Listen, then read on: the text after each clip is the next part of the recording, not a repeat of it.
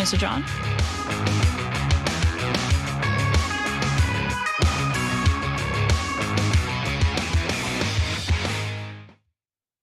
Drop it.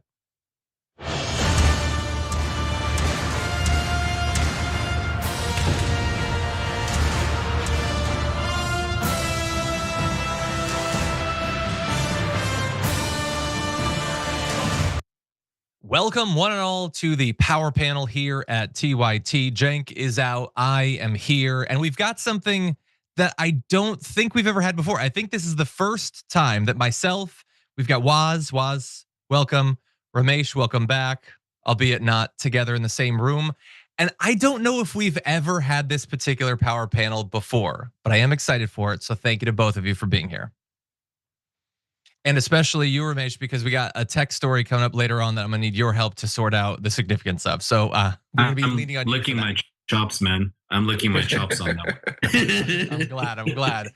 Well, we've got a lot of interesting news to talk about here domestically, the continued weaponization of the DOJ, more drama coming out of the UN, and I'm not talking about Escalator Gate, the biggest scandal in American history. No, we're talking about Benjamin Netanyahu's speech that some people were in the room for, and a whole lot more besides. We've got more ICE brutality. And then we're gonna be closing out the hour talking about Gen Z and the new allegations that they might be unemployable coming from hiring managers. So we're gonna have a fun talk. And we made sure that this conversation about the future prospects of Gen Z includes 3 people who are at best millennials. Yeah, millennial. Yeah. Excuse me. Lighting, I look. Any professor is an old fogey, huh? Yeah, exactly. But anyway, a lot of fun stuff to talk about. So definitely get your comments in during the social breaks. We'll be responding to those. But with all that said, why don't we jump into our first topic, starting with this? My family and I have known for years that there are costs to standing up to Donald Trump. But we couldn't imagine ourselves living any other way. We will not live on our knees, and you shouldn't either. Somebody that I love dearly recently said that fear is the tool of a tyrant, and she's right. But I'm not afraid. My heart is broken for the Department of Justice, but I have great confidence in the federal judicial system, and I'm innocent. So let's have a trial. That right there is, of course, the former FBI Director James Comey, back when career professionals headed up the FBI rather than like podcasters and children's book authors. But he is defiant in the face of the indictment, the continued weaponization of the U.S. government to go after Donald Trump's perceived enemies. And Donald Trump is very happy about this. Not a lot of other people are, but he seems to think it's great news and timely news, considering that just a couple of days ago he either intentionally or accidentally ordered the head of the DOJ, Pam Bondi, one of his personal lawyers, to go after James Comey. You might recall this Truth Social message going out saying, Pam, I've reviewed over 30 statements and posts saying that essentially same old story as last time, all talk, no action. Nothing is being done. What about Comey, Adam Shifty Shift, Letitia? They're all guilty as hell, but nothing is going to be done. We can't delay any longer. It's killing our reputation and credibility. They impeached me twice and indicted me 5 times over nothing. Justice must be served. So he put that out, and in about the same time as it took the head of the FCC to get Jimmy Kimmel taken off the air, now Jim Comey is being indicted. And that was an amazing post. Not only that it seemed to be a DM that he accidentally tweeted, or maybe not, but just like, if you take him seriously there, what he's saying is he's reading posts, and that's all it takes for him to go after Jim Comey, because some people tweeted it, I guess. And also, our reputation and credibility are being destroyed because we haven't gone after a guy that hasn't had government power in like 6 years. And we're gonna go after him, as you'll see, for our perception that he might have lied in the least recognizable political scandal of our lifetimes. That's what his reputation is being destroyed over. Dude, I think it might be the Epstein files, actually. But this is a good distraction, at least for a few minutes, so let's jump into it. Comey has now been criminally charged with 2 felonies, giving false statements and obstruction of a congressional proceeding, and both are tied to a September 30th, 2020 testimony to the Senate Judiciary Committee in that he's being indicted for lying to Congress related to the FBI's Arctic haze leak investigation. And I don't need to remind you all about the Arctic haze leak investigation because I don't remember any more of it than you probably do. What the hell is that? Literally, does anyone was Arctic haze? Does that ring a bell? Not. I'm pretty sure that's a Mountain Dew flavor. But no, apparently it's I think that's such a big Arctic scandal. Chill. Oh, that's Arctic Chill. I love that you know. I think so. Yeah. What the name is. I think they used to have that at 7-Eleven. If my memory serves That's right. probably it. That's probably it. But yeah, obviously everybody for the past 5 years has been like, when are you gonna go after Comey for lying during Arctic haze? We don't have a country until you take down the big Arctic haze liar. So anyway, in that appearance, he testified that he had not authorized someone else to be an anonymous source in news reports, which the indictment is saying is false. It doesn't appear to be false. He evidently did not know about the person who ended up being the anonymous source until after he had stated that. And the way that lies work is that it depends on when it happens, whether it's true or not. So anyway, the stakes are high. He could face 5 years in prison for this. And Trump is very excited. He posted "Justice in America." The 34-time felon is now worried about justice in America, taking down Jim Comey, blah, blah, make America great, blah, blah, whatever. And before we jump into our conversation about this, it should be clear that Jim Comey is just the first of many enemies of Donald Trump, living rent-free in his head that he apparently plans to go after, as he makes clear in this video. Now that James Comey has been indicted, who is the next president? It's not a list, but I think there'll be others. I mean, they're corrupt. These were corrupt, radical left Democrats. Was Comey essentially was he was worse than the Democrats. I would say the Democrats are better than Comey. But no, there'll be others. Look, that's my opinion. They weaponized the Justice Department like nobody in history. What they've done is terrible. And so I hope they're honest. You can't let this happen to a country. Yeah, he's worried about the weaponization of the DOJ. That's why he's ordering on Truth Social, the head of the DOJ, to go after his enemies. Also, dude, you can't say it's not a list. We just showed it. You said Comey, Adam, Shifty Schiff, Letitia.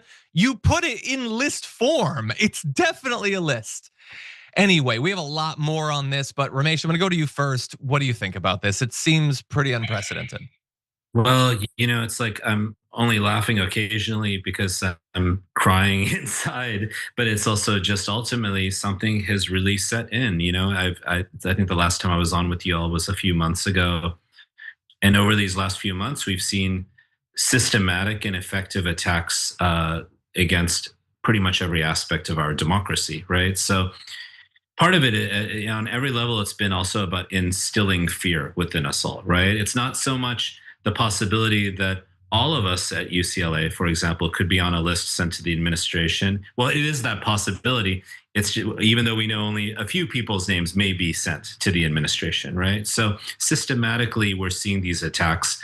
I woke up this morning, pretty sober way to wake up, to listening to Chris Hedges, the New York Times Pulitzer Prize winner, former New York Times journalist, breaking it down. And he basically said it starts with, attacks on the media, attacks on public institutions, and then it goes to attacks on political opponents. So I think what we're seeing is the administration testing out the reach of its powers, and it seems to have incredibly far-reaching powers.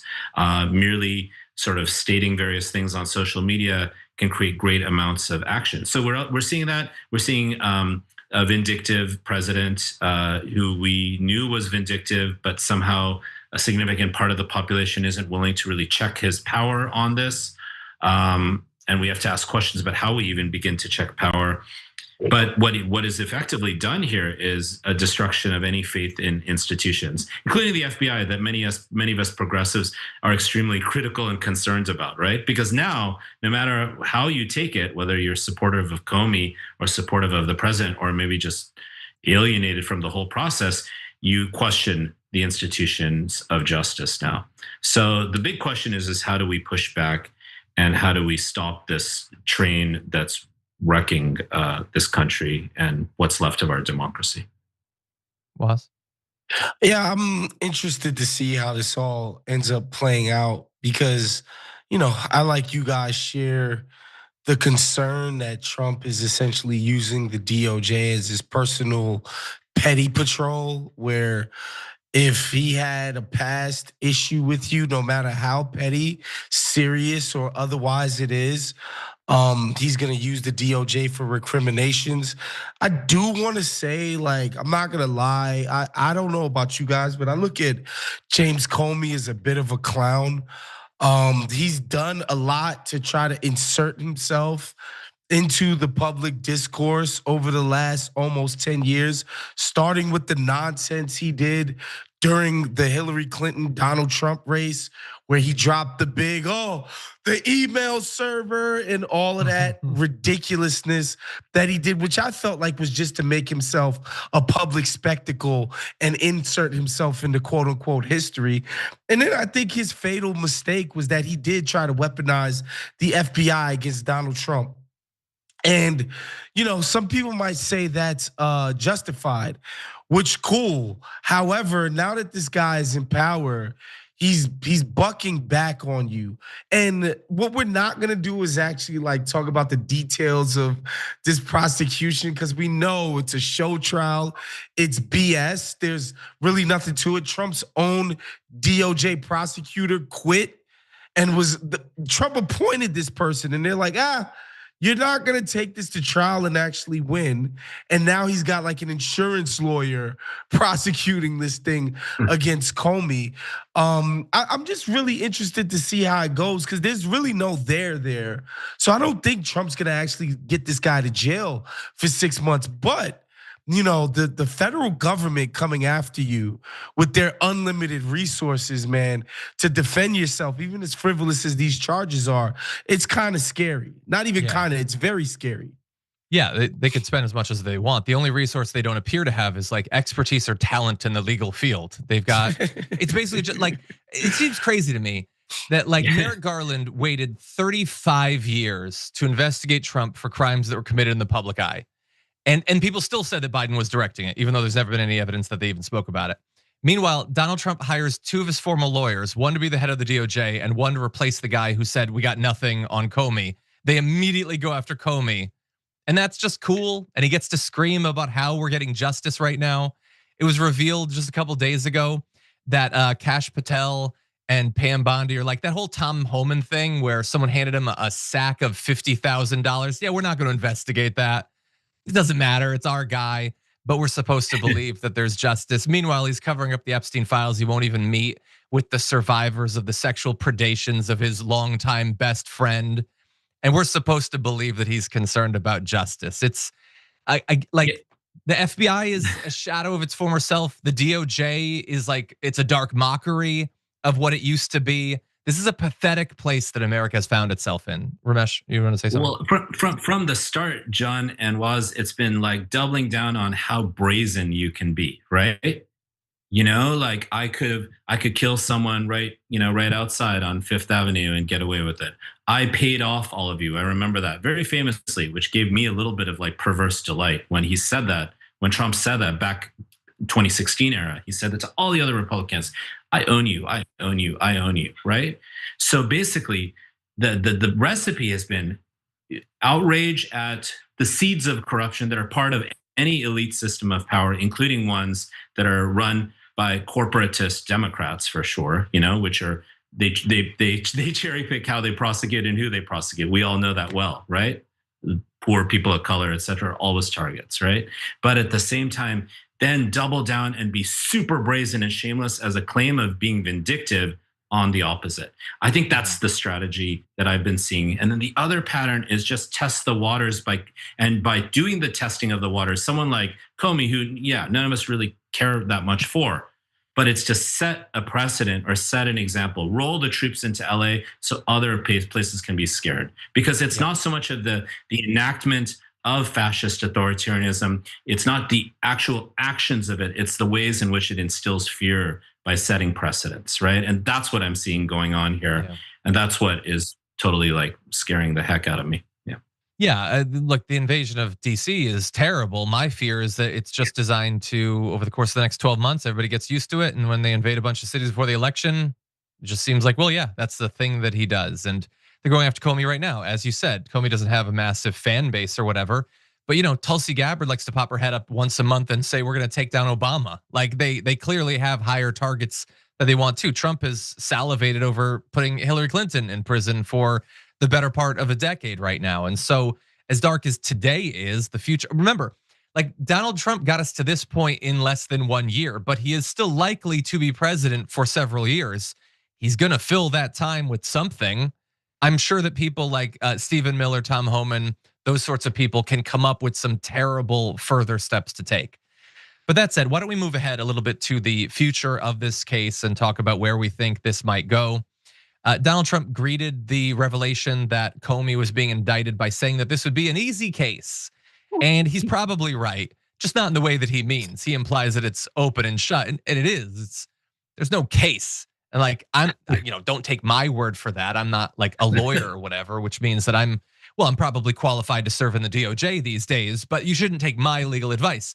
When you talk to the actual lawyers, they say that there's basically nothing here. Remember, the person he first set to look at evidence of Comey said, we can't prosecute this, there's nothing.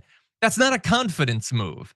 And also the fact that Donald Trump has been so clear in literally on social media directing Pam Bondi and Lindsey Halligan to go after Comey could probably be used by Comey's defense team to argue that this is targeted a prosecution. So that could probably help him too, even if he doesn't get off on the actual merits of the case. And there seems like there's a pretty strong case of that.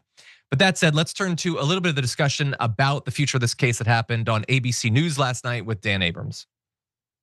Dan, all of these public statements from the president could actually help James Comey get this thrown out by a judge. Correct. I mean, look, that's going to be the first question: is this case even going to make it to trial? Is a judge going to throw out this case? And that is certainly going to be part of the defense's argument, is citing each and every one of the social media posts by the president demanding this prosecution and looking at the sort of the history of how we got here. And if that happens, we could see this whole thing go to the Supreme Court. We could, but I think that the more likely scenario is that the Supreme Court would be happy to let the lower courts deal with this one. That's my guess. And that certainly seems possible. The Supreme Court has not given Donald Trump 100% of what it wants, but it's a high number. I mean, it's not impossible. But that said, let's go to you, Waz. What do you think? Does it make it to trial? Does he end up behind bars? What do you think? I don't know. I feel like this gets thrown out before it goes to trial. But again, because Trump is so influential over there at justice, that this might just go all the way and waste millions upon millions of our taxpayer dollars so that Trump could prosecute, some petty grievance. The last thing, something there. The last thing that I would say, man, is that this has got me thinking, and I'm a little bit conflicted in the sense that I remember when Barack Obama got elected, a lot of people like me were pissed that, he wasn't going to take the previous administration to task for what they did in terms of the Iraq war and the Afghanistan war and the lies and the deceit and the corruption. And everybody thought that was BS. And there was this sense that he was like, oh, well, we're going to move forward, right? Like we're moving on. We're not dealing with the past. And I think the point of that, I think there was wisdom in that, in the sense that we can't have a system where every time somebody comes into power, the people who aren't in power are at risk of going to prison, right? Like it would definitely start that sort of cycle going, but at the same time, like declaring that to be the case leaves it open for people like Donald Trump to be like, I'm just gonna be as corrupt as humanly possible and know that I'll never face any, consequences for it because I became president. It's really tough to really contemplate, honestly. Okay. Incredibly disturbing, right? That this can be the way that it's approached, and I can't help but just bring up how culpable and blameworthy the Democratic Party is for all of this sorry to be like mad and pissed about stuff like all of us, but instead of doubling down on just supporting working and middle class people, they went after Russia. You know, it didn't work. And it set up the seed of this. It set a precedent for the brazenness. He exponentialized the brazenness, the outrage. Like that's what these guys do. They take something that has a kernel of truth and then they spin it back in their own way and just make it exponentially crazier and more outrageous. And it works because of our dystopian media and fragmented social media environment. It works because it just spirals people into in various bubbles and into more extreme positions, right? It just works within a dysfunctional anti-democratic media environment as well. Yeah, I agree. I mean, there's lots of failures. I guess is it even pointless to point out that, like, you know, in the past 50 years or so, when you had presidents who were, you know, wanted basically all the power to be their own, like with Nixon or whatever, you'd have people in his own party who would check him. Like, is it even worth acknowledging that the Republican Party isn't worth a damn? They're not worth 3 cents. Trump could literally walk into the Senate chamber and start gunning them down, and the last one standing would still give him a thumbs up as he cocked the gun in his direction. Like, you would hope that you would have something. You have nothing. Comey said in that video we showed, you know, don't live your life on your knees. But all of them live their life on their knees if that's what it takes to not have him attack them on True Social. That's how easily they've been bought. And meanwhile, you know, we're gonna be reporting on this story for the next 6 months at least, if not a year or two. And meanwhile, as I talked about this morning on the damage report, we found out in a New York Times piece of reporting in the last week that Steve Witkoff went and met with an oligarch from the UAE and set up a deal whereby they gave $2 billion to Trump's family crypto business. And then the Trump administration gave hundreds of thousands of advanced and rare and restricted AI related chips to the UAE. And most people don't even know that that story exists. $2 billion. Campaign finance restrictions have nothing to do with it. It's just money transferred to the family. Meanwhile, James Comey held hearings for like 4 years because he believed that Joe Biden had been given $5 million by China, and he couldn't prove it with half a decade of time to do that. This $2 billion thing, you're not even gonna hear about it again. It's absolutely wild, the position we've gotten in. The Democrats seem utterly incapable of getting people to focus on these things. I understand in Congress they have no power. They can't do investigations. They can't call hearings. They can't really subpoena people. Maybe they'll do that if the midterms go well. But this is a pathetic place, again, that our country has ended up in. Any final thoughts from either of you before we end this segment? I mean, I guess, yeah, time will tell with how the Democrats respond. If they are able to take back the House, I do think there will be recriminations for like these clowns at Doge and all of that stuff. Like, they will be hauling and subpoenaing a lot of this Trump stuff on the periphery up to Congress. I think that'll definitely happen. It's just, to me, it's just a matter of like, who's going to be leading this charge? The confidence that I have in the current leadership structure. And it's not, and again, folks need to understand there's the leadership structure, but there's also the funding and fundraising mechanism that exists. That, like, the way the party is structured right now, they can't just turn on a dime from these blood-sucking consultants and the mega rich donors and the corporate interests. They can't just do that because that's how they pay to keep themselves alive.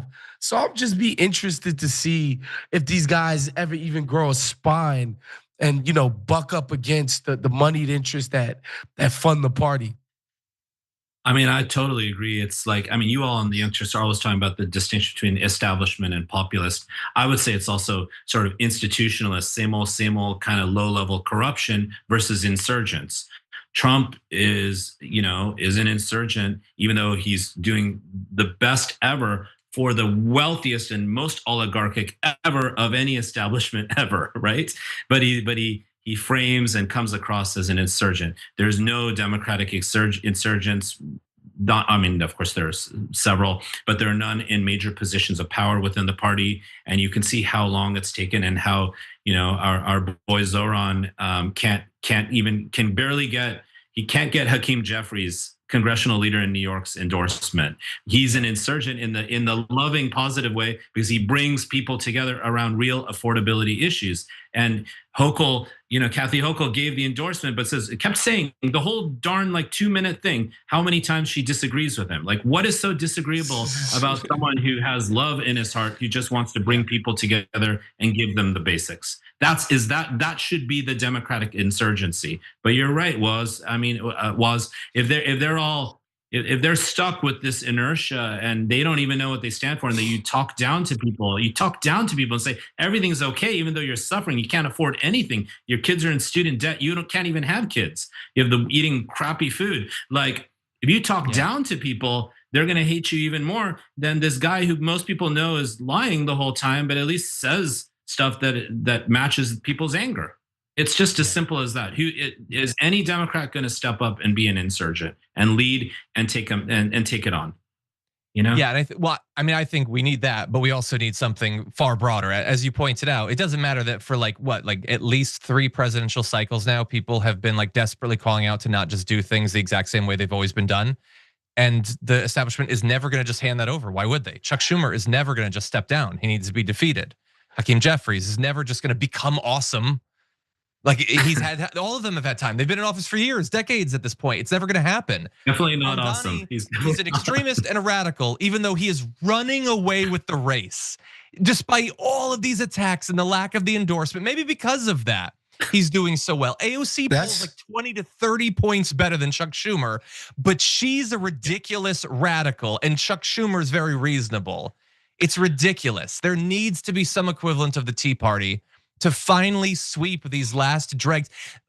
I'm sure you've seen the polls going around where they've shown that on average over the last 20 years, the Democratic Party's approval has gone down 1 to 1.5 points every single year. Even during the Obama years, where he was a relatively popular president, the party keeps going in the wrong direction.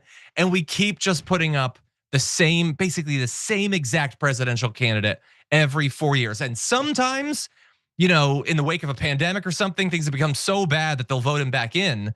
But we need to go in a different direction. They're not going to just change. They're not just going to hand it over. It needs to be taken from them. And with that said, we're going to take a short break. We got a lot more to talk to on the other side of this.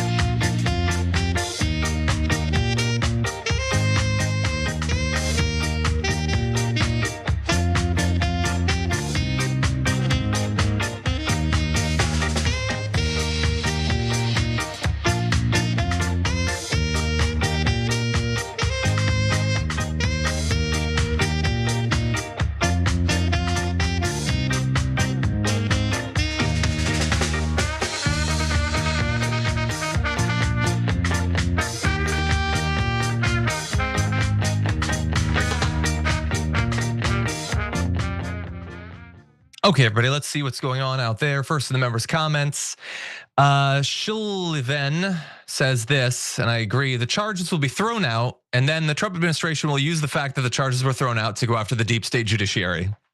100%. Well, it's not even going to wait. He's already attacking the judge, saying it's a Biden-appointed judge. Because if it was appointed by Biden, then how could you ever trust them? Whereas his obviously are unimpeachable. Perhaps not literally, we should consider that. But Ashura says, Trump's not going to be liking when he loses a case that never should have been. Oh, he will whine, he will whine. Spider-Man Dragon says, oh, you have a list written in crayon, you dope. Exactly. Craig Souffle says this indictment is gonna get thrown out faster than Anthony Scaramucci. That's an old reference, that's as old as Arctic Haze at this point. But okay, let's see. Spider-Man Dragon also says, Ramesh, if that's being pissed, I'd hate to see you postal, but you've grabbed the attention from this Spider-Man by being smart, and there's a positive emoji. You be mad all you want. I agree. Asimo's Prophet says, hey, look, no one is talking about Epstein anymore, goal accomplished. Well, that's not the case. Do we have it in the second hour? Is there Epstein? There you go, second hour. And on the damage report this morning, we talked about Adelita Grijalva and how hopefully next week she's going to be signing on the discharge petition. Certainly, Trump wants to use any distraction he can, but I don't know that it's working. Okay, Enoch Sound, member for 67 months, says, I'm surprised, no, shocked that Bart didn't bring this up. Ted Cruz sounds like Billy Crystal talking like a wise guy in the movie Analyze This. I can't talk to Bart right now, but I am curious. I'm sure he's seen that. Yeah, his impressions were just god awful. You guys seen that old video? They played it on The Daily Show, I think, of Ted Cruz like 8 years ago doing impressions from The Simpsons. He might literally be the worst person at impressions in history and at everything else. Brianne Ramatz, member for 34 months, says, curious what you think about Italy, Spain, and Greece sending their navies to protect the flotilla. Turkey and Egypt doing drills in area to protect too. I think it's awesome. Italy pride. I'm glad they're doing it. If America, wasn't the absolute worst, we would send our own ships, or we would declare that an attack on them would be seen as an attack on, whatever. Like, we could do that stuff too, but unfortunately we don't have the cojones that Italy, Spain, and Greece have. Okay. Schrodinger's Dragon says, in a very generous super chat, says, my joy and passion is designing the lighting for theater plays, working on the Mikado now watching TYT every day of the week is a very close second. Keep exposing the truth like no one else does. Nice, safe shirt, John. At least Waz has a little fashion statement. Hey, this is a piece of merch. This is one of our shirts. What do you want out of me? But what's the on black yours? tee is your look, though. I know, I like black tees. It's slimming. I've seen you in that quite a few times. I mean, in black shirts, yeah. Exactly.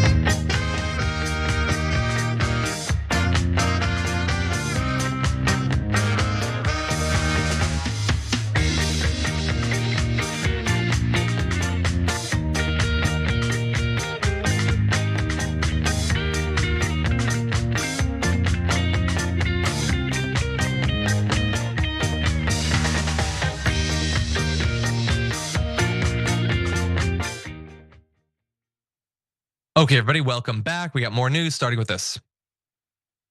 The Assembly will hear an address by His Excellency Benjamin Netanyahu, Prime Minister of the State of Israel.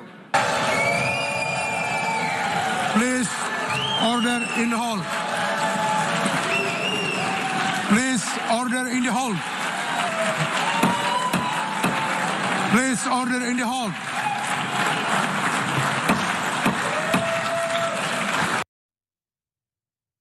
I honestly don't know what that guy's complaining about. There was order in the hall. They formed an orderly line as 100 diplomats representing over 50 countries walked on out of there.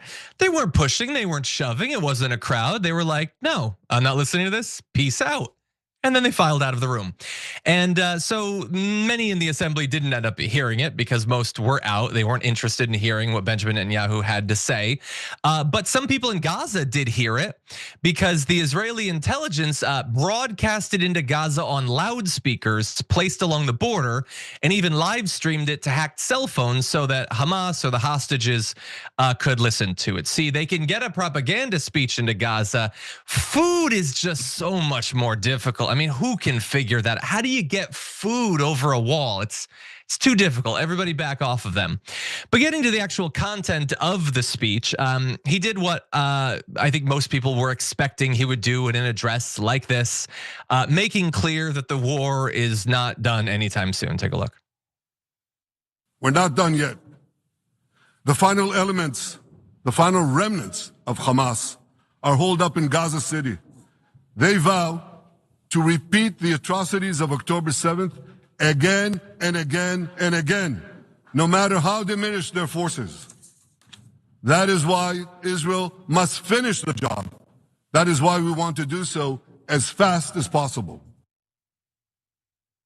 Yeah, I believe him in some of that they want to finish the job. I disagree about whether he'll correctly identify what that job is that he's trying to finish, but nobody's surprised that he's saying the war is going to continue.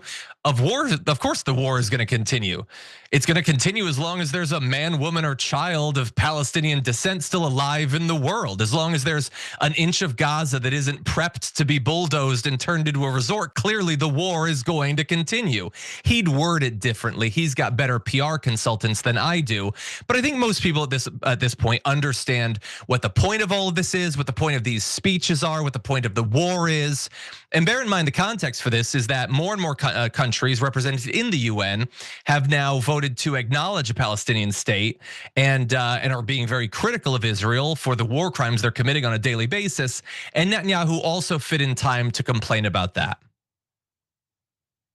Many world leaders buckled. They buckled under the pressure of a biased media, radical Islamist constituencies, and anti-Semitic mobs. There's a familiar saying, when the going gets tough, the tough get going. Well, for many countries here, when the going got tough, you caved as we fight the terrorists who murdered many of your citizens. You are fighting us. This is not an indictment of Israel. It's an indictment of you. It's an indictment of weak-kneed leaders who appease evil rather than support a nation whose brave soldiers guard you from the barbarians at the gate. They're already penetrating your gates. Yep, the remaining fragments of Palestinian society are the barbarians at the gates. Any day now, Canada will be invaded by the 2nd Infantry of Palestinians busting down the door. He talks there about people flinching in the face of evil as they have killed tens of thousands of innocent children. No, I think these countries are aware of what evil is and what it looks like, the acts that it's perpetuating and the lies that it tells to try to ward off the culpability for the acts that they have committed. The fact that there has been some international solidarity with Palestine is not an indictment of those countries. It's an indictment of everyone who hasn't yet joined it, including the country that unfortunately we are broadcasting from for this show. We have more, but I'm gonna jump to you, Ramesh. What do you make of this? Well, look, it's strikingly similar, right? Netanyahu's speech to Trump's, right? It's two countries that are now incredible that one of them is ours, that are isolating themselves from the rest of the world and endorsing, wholeheartedly. We're not just endorsing, we're funding and supporting it fully. We're the only reason it's continuing. An insane genocide that it should never occur. Like we should never have mass genocides on this planet, And I know it's not the only genocide that's occurred, including in recent years, but it's berating the UN, which is basically, and it's the same thing Trump did, right? Basically telling the rest of the world, you guys suck, and we are not with you anymore. So what's going to happen, right? And just this key point, can't say it enough. The only reason this is continuing to happen is because of the United States. Okay, it's great that a number of countries supported the idea, or announced recognition of a Palestinian state, but that's not enough, right? If you look at what happened during the South African apartheid state, and by the way, it's remarkable how South African leaders are a huge part. They're on the flotilla as well. Mandela's grandson is on that flotilla, heading to Gaza. It's if you look at that state, what crippled it were economic sanctions and boycott and divestment, right? In this country, if we support or engage at all with boycott and divestment, we could be imprisoned. It would be considered illegal. It would be considered anti-Semitic, even though it has nothing to do with Judaism. In fact, many Jews, many of the people who support this are Jewish. This process. So I just want to say, this is the actions of the IDF are eerily similar to the actions of ICE. They're both paramilitaries that kidnap and murder people. Now we're seeing. And just think about the parallels also about the ideas of relocating Palestinian peoples to some third state where they'll basically be a refugee population, marginalized population, and how similar that is to what ICE is doing with people it's detaining here in LA and elsewhere, and trying to push them out to random places in the world that have nothing to do with where they're from, such as Sudan, South Sudan, Libya, etc. So Yeah. it comes down to that, right? It comes down to like kind of kidnapping paramilitary, or actually just standing up for people not being murdered. What do you think? Yeah, I'm not gonna lie. It's kind of tough for me to stomach any of this guy's public remarks because rarely does he do anything but lie and spew just hateful propaganda. It's tough. And the thing that kills me is that the bile he's able to spew is he's only capable of doing this because of they're being buttressed by the American government. They say it all the time in Israeli media. In the in the Knesset, it's like we could not do any of this without America's backing. They couldn't do this on their own, and so to know that our leaders have the power to put this genocide to an end and they don't, it just kind of kills me. Like even just watching that clip, he's like, "Oh, they say every day they want to do another October 7th," and I'm just like, man, like. We've all seen the videos and pictures of what you guys have done in Gaza. And you mean to tell me that these people are just as capable now of perpetuating what they did on that atrocity on October 7th as they are today? That's a complete failure. That's an indictment of the strategy. Like, what are we doing if that's the case? Which we know it's not. Like, is the security of Israel is not under threat by Hamas. What happened on October 7th was a security breach. Like they kind of were sleeping at the wheel, and it allowed for these militants to come in and do an atrocity, and it was horrible. But for us to sit here and believe that they're just as much in danger right now today. Is you got to be an idiot to believe that, and just his finger wagging, and the sort of bravado that he speaks with, it kind of makes me sick. I'm not gonna lie. Yeah, no, 100%. And also the idea that like, okay, so is it likely the case that there's somebody in Hamas that wishes they could do on October 7th every day? Probably. You know why he's telling you that? So that you will use that hypothetical to ignore the October 7th that they do every week. Not hypothetical, that they do. I mean, they've done what? 1, 2, 3 October 7ths of civilians just waiting for food in lines, let alone all the others.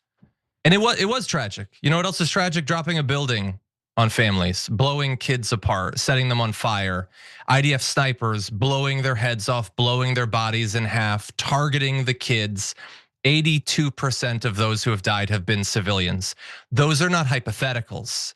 Those have happened every day for a couple years now. And Netanyahu is doing his little propaganda tour so that you will shut the hell up and let them keep doing it.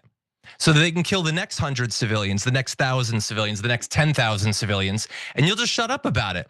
And they will gradually corral the rest of the population of Gaza down into the extreme south so that they can be packed up and shipped off. So that the few who haven't been murdered by the Israeli government will have the land stolen from them, but they'll be sent to slums around the world, and that'll be it. Their society will be gone, their land will be stolen, their civilization will be ended.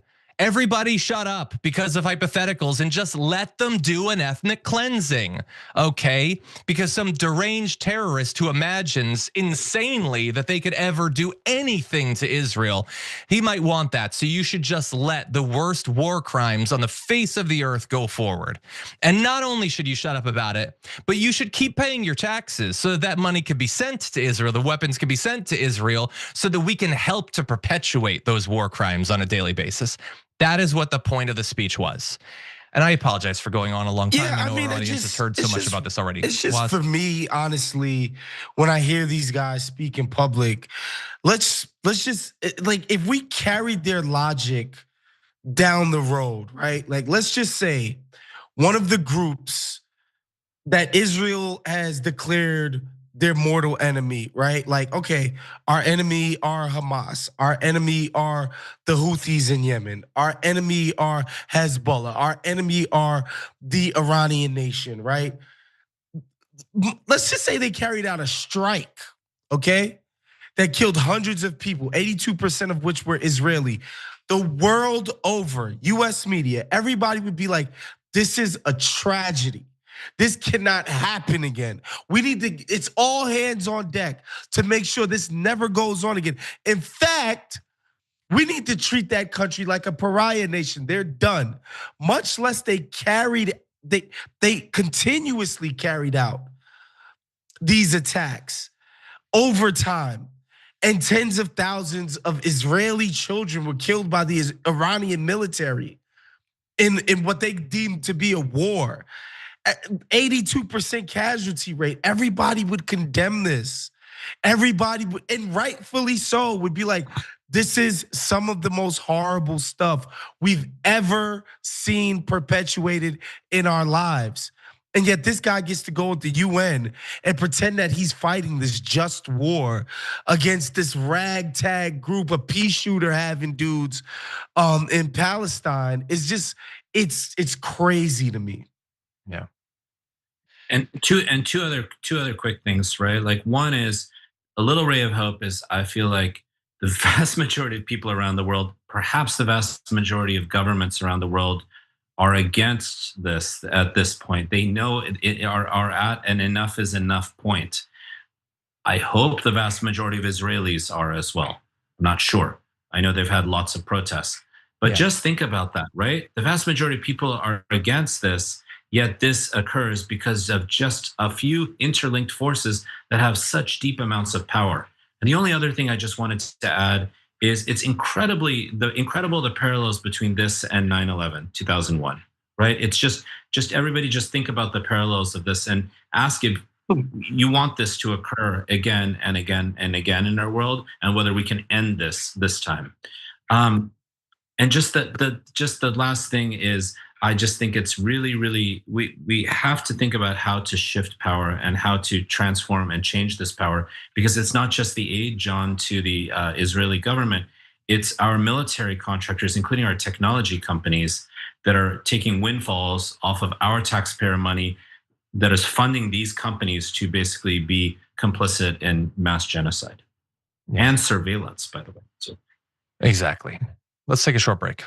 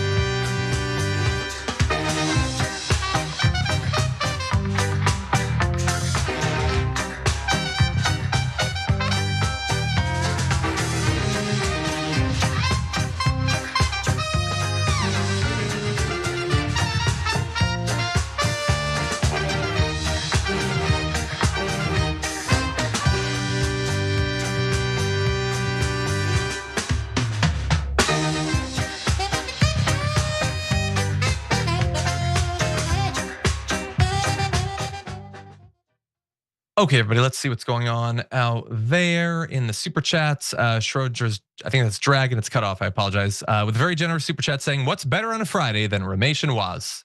And even John, but that's later. That's just like a last note. Ged says, listening to the show on top of a snowy New Zealand mountain and sending positive vibes to the 2IT family. That sounds awesome. I would love to be doing that. David Rodriguez says, actually, Palestinians didn't hear the speech. Hassan spoke with people in Gaza and they said that the speakers didn't work. That's fine. The only reason we referenced it is because of how ridiculous it is to try to make it happen. I didn't believe many would probably be listening to it, honestly. But good to know that that plot didn't work. Let's see. Kevin says, we had 2 opportunities and we blew it. Senate had either impeachment to follow through on, and Garland waited too long. We are suffering the consequences now. Well, I would say we had more than 2 opportunities. I mean, there were the 2, I think, very justified impeachments. And there was Garland. There was also, a more competently run presidential election in 2024 that could have helped as well. Yeah, Allison says, that's the whole message. What's up, Ali? There you go.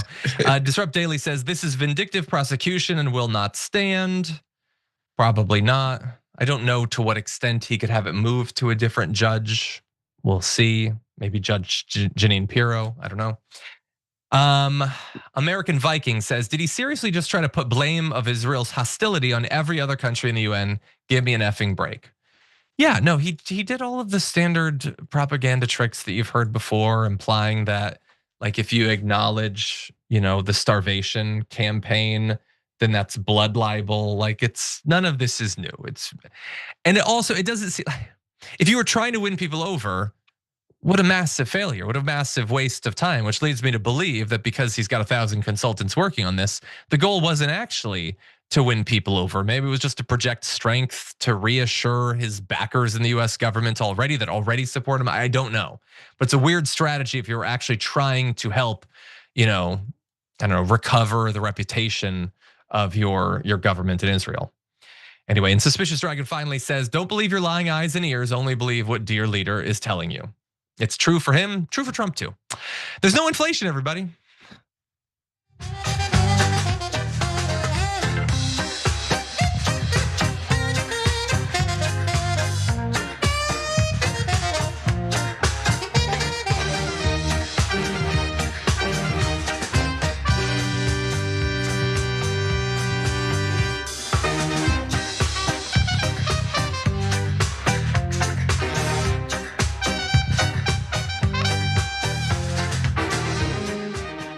Welcome back, one and all, to What Remains. So the first hour of the Young Turks Power Panel. Apologies that we went long on the last story. So there's a few things we're not going to get to, but we do have one more great story for you. And after that, the second hour, Yaz is going to be leading. Jackson White and Sharon are going to be here as well. So that should be an awesome panel too. So stick around for that. But first, this. Yet another vicious assault carried out by a federal immigration officer has been caught on video. This time, it's an ICE officer shoving a woman to the ground outside of an immigration court in New York City. The incident allegedly started when the woman that you're going to see in this video that we'll show you, this is Monica Moretta Galarza. She and her young daughter are clinging to her husband, who masked federal agents were attempting to take into custody. She was questioned by reporters and said that her and her family arrived from Ecuador last year and are seeking asylum, which used to count for something, but unfortunately not in America in 2025. And we're gonna show you the first of a few videos. This was filmed by Alad Aliahu, a reporter for Tim Pool's company, Timcast. Take a look. Pull her away. Pull her away. Suerte. Suerte, señora.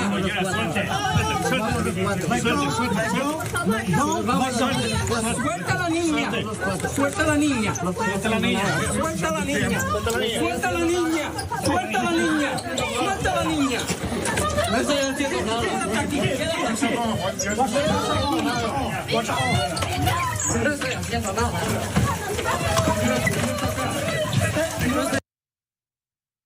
So there you have the initial separation where that pack of immigration officers who are wearing masks for some reason, I don't know, they feel they need to, I guess. And it kind of makes sense. If you were gonna do the stuff that they're doing on a daily basis, I probably wouldn't want people to know who I am either. And so in that video you hear, just grab her and pull her away, break up this family. We gotta get this guy, how dare he be here? And so the wife then talks to the agents, pleading with them not to do this. And this is when the actual attack happens. Take a look. Adiós, adiós, adiós, adiós, adiós.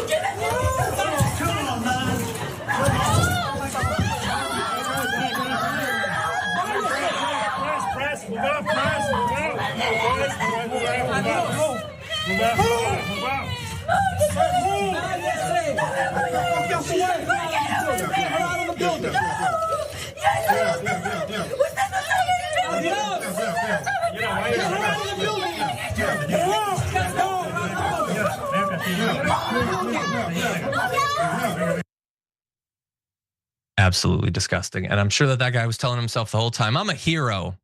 This is law enforcement. This is what a tough guy looks like. I'm gonna knock this woman down.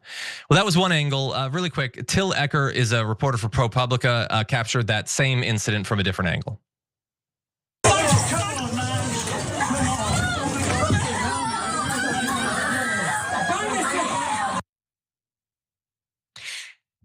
It will never stop being wild to me that like someone doesn't have their paperwork in order, or perhaps in this case and in so many does.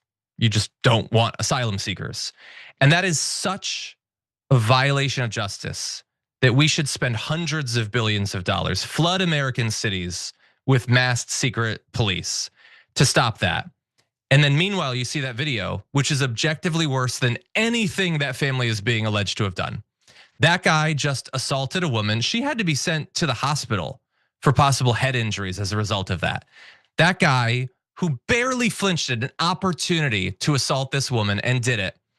And meanwhile, we're being told that we need these exact sorts of guys all over the country because there's like empanada saleswomen that aren't supposed to be here, or some, second grade science teacher made a mistake on his paperwork 5 years ago. So we need to fundamentally remake America because of that injustice. And meanwhile, we empower and then shower with money guys like that are gonna commit actual crimes. Waz, I'm gonna go to you first. What do you think?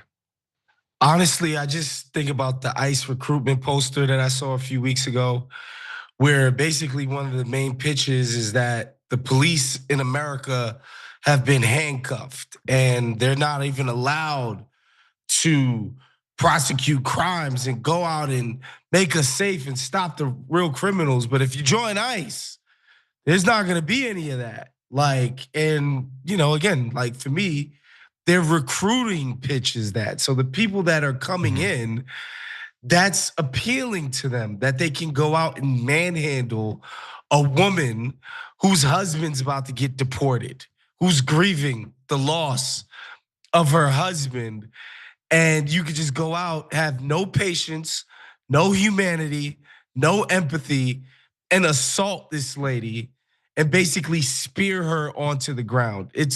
That's what they're advertising to potential applicants. So it's no wonder we get this as a result. Ramesh. Yeah, I wonder if everybody knows that our tax dollars are paying for a goon squad of kidnappers, because that's what ICE is. 1, 2. Do people know? And it's okay if we don't, but we should now, right? Do people know that ICE only has existed since 9/11, and it's part of the Department of Homeland Security, which was existed after 9/11 when people were basically told to be scared. They said you have to live for security. You have to live in fear of your own civil liberties being violated. That was the subtext, essentially, of the messaging after 9/11, and that's what created ICE. So that is what we're funding. That budget is bigger than ever, and they are brazen too. I mean, I've done a lot of work with the media, looking at their social media strategies. They just double down on trying to be as mean-spirited. They're stealing a lot of images, by the way, without artist consent, like kind of old homesteading kinds of images, Norman Rockwell-ish kinds of images. Yep. I'm sure you guys have been reporting on all of this. But let me tell you about what's real, which I'm hearing from friends of mine that are doing frontline attorney work. These are the people we should be paying attention to and supporting. They're going into mass ICE facilities here in Los Angeles and otherwise.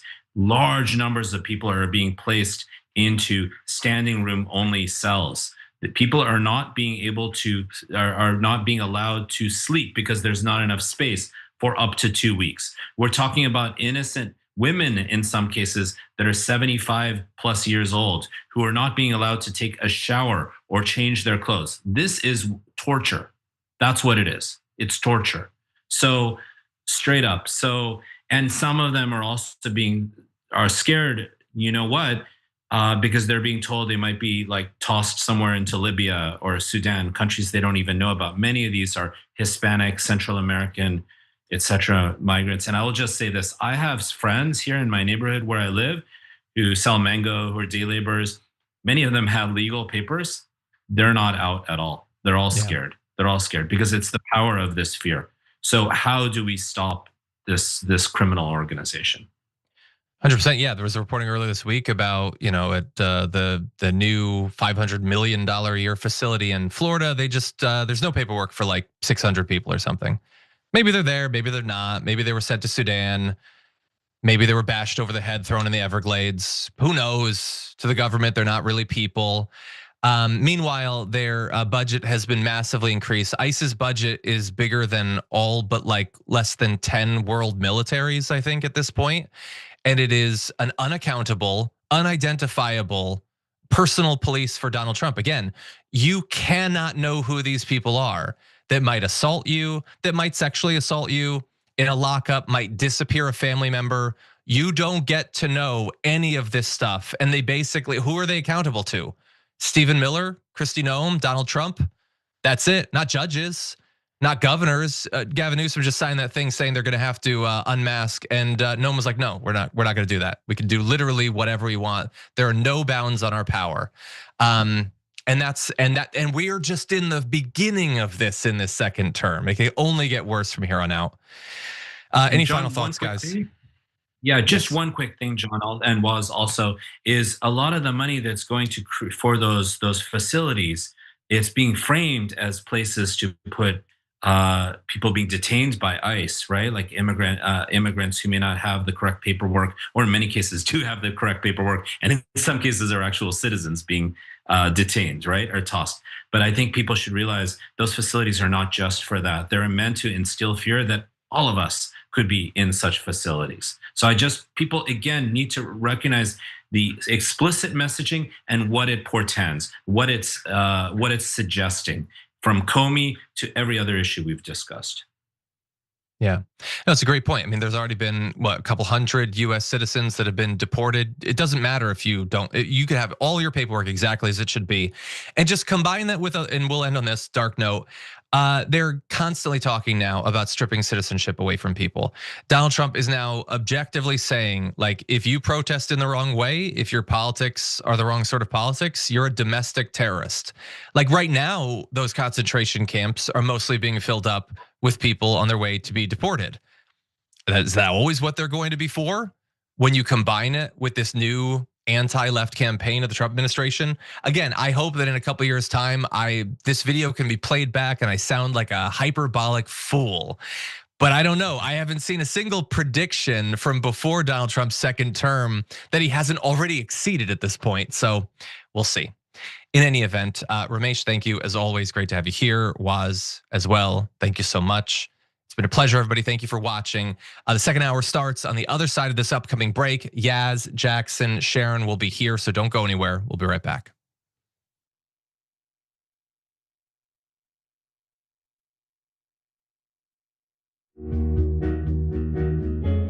Our audience has given us everything, so we couldn't be more connected. When we first started, people would start giving us directions and say, okay, the mics are too large, move them. Turn them into lav mics. I mean, they were incredible. And then one guy walked in and gave us a really expensive switcher and said, you guys need this, and walked out. Okay, it's amazing. They helped us build a studio. They did a $2 million funding campaign for us. And so they really are us. We do this show together to the point where some of our hosts are even former listeners. So when we say that the audience is part of TYT, we really mean it. I think what the audience also appreciates is especially if they're members, they really get an inside look into who we are, our personal lives, what drives and motivates us. It goes beyond just storytelling. I think that what we do is allow our viewers and our listeners into our daily lives, and we give them kind of like this inside look into everything that we're passionate about and why it is that we're doing what we're doing, right? Like the motivation behind what we're doing, I think is important for our audience to know, and we're not shy about sharing that with them. And it's different from what people typically see in legacy media outlets where everything is kind of dry and robotic and there's really no personality or authenticity that comes along with it. Oftentimes when we're doing the show, I don't really think of it as me telling them stories. I think of it as us having a mutual respect and conversation with one another And as I said earlier, I mean, not only do I feel that through the work I do, I'm informing our audience, but they inform me oftentimes as well. You know, they'll pitch stories to us. They'll tell us, you know, a certain perspective or angle to a story that we might have missed. And I love it. You're about to watch some behind the scenes footage of the Young Turks. Ooh. Now, these are partial videos. If you want to get all of them, you become a member, go to tyt.com/join, and you'll get all the behind the scenes of me, Anna, John, JR, a little bit reality show like tyt.com/join, and enjoy this. You know what you're seeing behind me? Jersey, hold. Watch me flip this camera. However I flip it. Do I flip it like this? No, I just took a picture. I'm bitsing right now. What?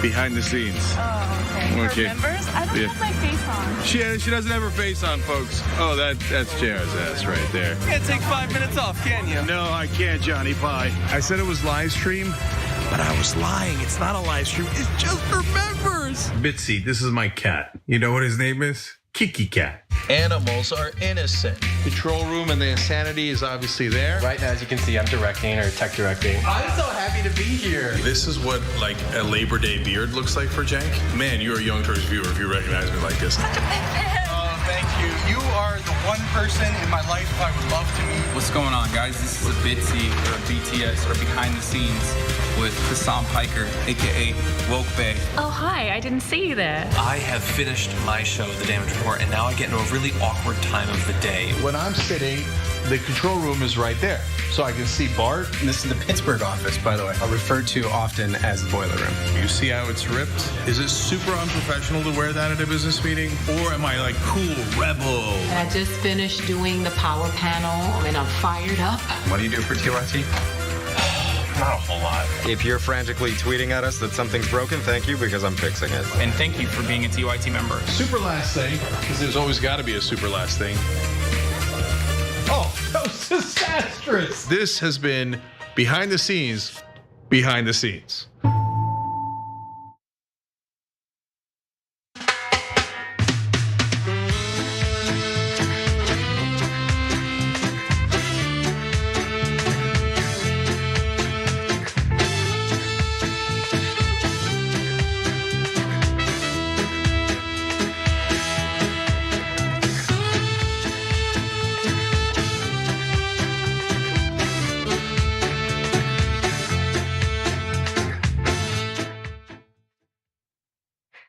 Drop it.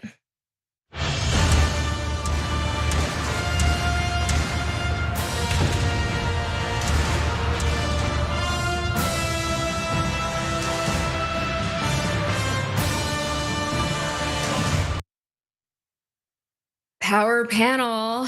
Welcome to the second hour of the Young Turks. I'm Yasmin Aliyah Khan. I'm your host today. Jank is off for the night, and I am joined. I have Jackson White with me. Jackson, how are you? Very good. I'm fairly fantastic on this fairly fantastic Friday. Always. The weather's beautiful. You know, I like fairly fantastic. That's summer. Well, you know, you got to be a little humble. You know, you got to be a little humble with it because life does its thing. About but balance. the weather's beautiful. I just got back from New York. Nice. And things are going pretty well. I got these aviator spectacles on, you know what I'm saying? Nice. Switching it I up like a little those. bit. Yeah, those are cool. Yeah. Thank you. And But of I'm course, I well. have Good to be Sharon Reed with me as well. Double Sharon and Yaz this week. I love So it. That's exciting for us. We did Dr. Richie's show Indisputable earlier this week. Always a good time So with fun. Sharon and Yaz, I feel. Yeah, I do. I agree. And when we go to this 3-shot, I just have to tell you, I thought, well, this is an excellent reboot for like, remember that Three's Company show? Whatever that was, that in the 70s something. I feel like this would be a great updated, like a reboot. Okay. I'm not opposed to any of that. Yeah, well, Sharon, we were talking about on Indisputable how we would be great neighbors. So like we could just be roommates. Like what's the difference? I love it. I love it. Why not? Well, in some less pleasant, exciting news, we have to get into our next story. Let's just roll the tape on this one. I think in a lot of ways, the Democrats and the media, because they so hate the idea of a real border, are engaging in a kind of blood libel against ICE agents. They're accusing them of engaging in crimes. They're accusing them of being part of the Gestapo. They're actually inciting violence against our law enforcement. They know exactly what they're doing, and now it's time to stop. Vice President J.D. Vance sat down with Laura Ingraham on Fox News to discuss how and why the left just keeps inciting political violence. So as you heard there, he accused the left of engaging in blood libel against ICE agents because apparently the left hates borders. That's what he said. So just a reminder, blood libel is a very inflammatory thing to accuse someone of, and it's an interesting choice for a vice president who is part of an administration that is beholden to Israel to bring up. So blood libel refers to something that Jewish people used to be accused of.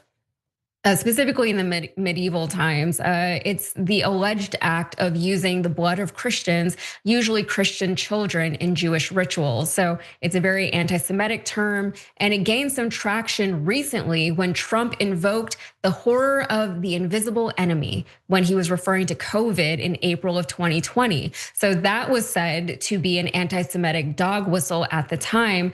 And we did see a rise in anti-Semitism in this country during the pandemic, especially in those earlier days, including we saw protesters in Ohio who claimed that Jewish people were the quote unquote real plague.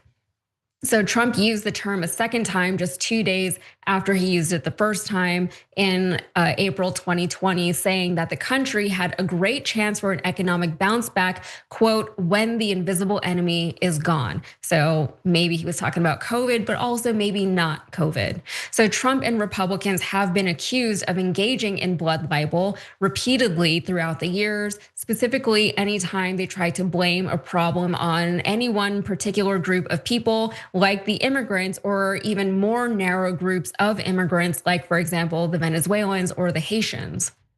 So now JD Vance is trying to say that it's actually the left that is doing the blood libel, and we're doing it against ICE. So let's hear more from the interview before we go on. This is his response to Ingraham's question about violent rhetoric that is being quote unquote spewed from the left. So what's your message to Democrats who keep spewing this type of violent rhetoric? Well, it's to look in the mirror and stop this craziness, or you're going to get somebody killed. In fact, I think a lot of them already have gotten somebody killed, namely my friend Charlie Kirk and a number of other folks as well. If you look at, it's not just the Democrats, Laura, the media is participating in this. I saw a story on NBC News just a couple of days ago, right before the ICE shooting in Dallas, and they were effectively accusing ICE of mistreating a 5-year-old child. Now, it turned out that story was completely fake, but if you read that headline and you were a crazy person, I could see how that could incite you to violence. So I think in a lot of ways, the Democrats and the media, because they so hate the idea of a real border, are engaging in a kind of blood libel against ICE agents. They're accusing them of engaging in crimes. They're accusing them of being part of the Gestapo. They're actually inciting violence against our law enforcement. They know exactly what they're doing, and now it's time to stop. Well, the vice president had some suggestions for the left and specifically what we can do to stop all of the senseless violence that the left and only the left is apparently inciting and perpetuating. Take a look. Now, the shooting of yesterday, it turns out that the people who were killed were actually detainees, not ICE agents. I'm obviously glad that ICE agents weren't killed in that attack, but saddened that these detainees were killed, because though we don't want illegal aliens in our country, we also don't want them being shot at by crazy left-wing terrorists, which is, I think, what happened yesterday in Dallas. So all of this should have the left stepping back and saying, how can we actually contribute to a more reasonable conversation? Yes, we can criticize J.D. Vance's and Donald Trump's views on immigration, but we're not going to attack the law enforcement with libel and lies. We're going to make this a reasonable policy disagreement. I think that's how you tone down the rhetoric. Unfortunately, the Democrats show no willingness to do that. But again, if they don't stop, they're going to get more people killed.